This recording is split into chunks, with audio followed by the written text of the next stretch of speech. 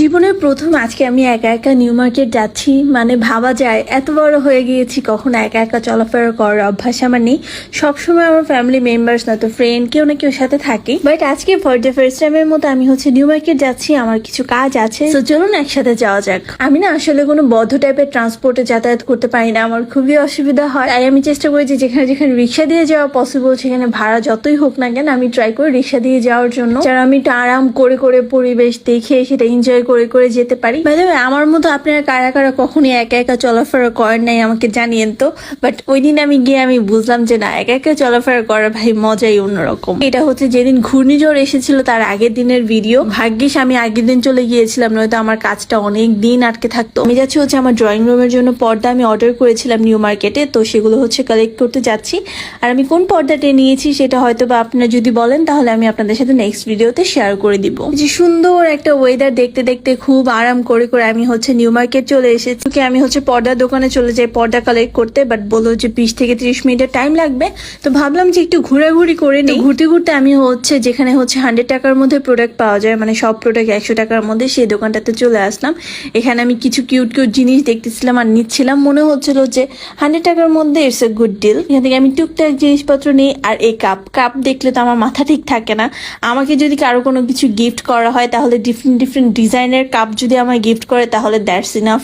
এর বেশি কিছু আমার চাই না আসলে। এরপর সেখান থেকে টুকটাক কেনাকাটা করে এই যে আমি এখনো হাঁটতেছি। আর ওয়েদারটা মাশাআল্লাহ এত সুন্দর ছিল যে কোনো কষ্টই হচ্ছিল না, গরমও লাগতেছিল না, প্লাস বৃষ্টিও হচ্ছিল না, বাট ওয়েদারটা খুবই ঠান্ডা ঠান্ডা ছিল। এরপর দেখলাম এখানে একটা মামা আমার পেয়ারা মাখা বানাচ্ছে, তো আমি ভাবলাম যে আমার জন্য একটু পেয়ারা মাখা নিয়ে নিই। অনেক দিন হয়ে গেছে আমি পেয়ারা খাই না। আমার পেয়ারা মাখাটা কিন্তু রেডি হয়ে গেছে আর এটা বেশ ভালোই ছিল। এরপর আমি পেয়ারা খেতে খেতে অলরেডি আমার পর্দাও চলে আসছে, যে এটা প্যাক করাটা। আমি বাসায় গিয়ে আপনাদেরকে দেখাবো না। এরপর আমি আমার পর্দাটা কালেক্ট করে আমি বের হয়ে যাচ্ছিলাম। আমি যখন বের হতে যাবো তখনই মনে পড়লো যে আমার নতুন বেডশিটের একটা বালিশের কভার হচ্ছে বারান্দা দিয়ে হারিয়ে গেছে, আমি জানি না কই চলে গেছে।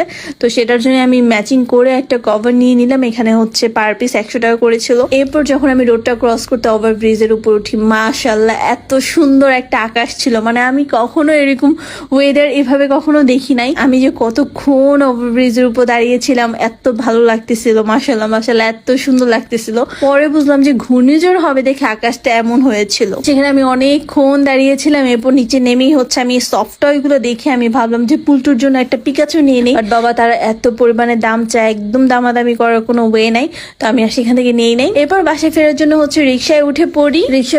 এরপর হচ্ছে ঢাকা ইউনিভার্সিটি রোড দিয়ে যাচ্ছি। যারা যারা ইউনিভার্সিটি টেস্ট দিবে তারা সবাই এই রোডটার অনেকগুলো চক্কর কাটবে, যেমনটা আমিও কাটছি। ওইগুলো যে কি একটা দিন ছিল বাবা, মানে বলার মতো না আর ভুলার মতো না। এরপরে এই যে জয় বাংলা বলে আমরা টিএসসির মোড়ে চলে আসলাম। আর এই হচ্ছে মেট্রো রেল। বাংলাদেশের মধ্যে হয়তো বা আমি এখনো বাকি আছে যে কিনা মেট্রো রেলে উঠি নাই।